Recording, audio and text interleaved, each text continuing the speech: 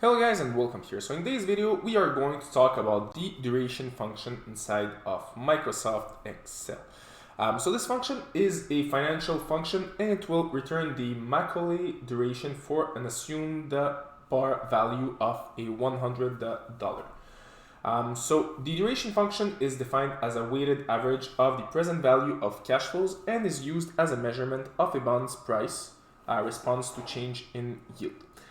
So this function, the way it works, it contains 6 arguments. One of those arguments is optional, so it's the basis.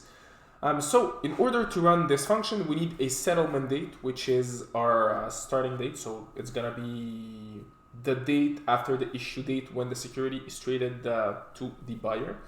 The maturity date when the security will expire. We'll need the coupon, which will be the annual coupon rate. So here it's going to be 4%. We need the yield, which will be the security annual yield. And the frequency, which can be either 1, 2, or 4. So 1 for annually, 2 for semi-annually, and 4 for quarterly. And finally, the basis, which can go from 0 to 4. So if we now want to run this function, how exactly is it going to work? So pretty simple, we are going to start with an equal sign. And then we are going to write down duration. So duration. And we can open up our parentheses. And after that, we can enter our arguments. So the first argument will be the settlement date. The second argument will be the maturity date. So we can select it. After that, we have our yield, which in our case is going to be 4%. Our coupon. Then after that, we have our yield, 7%.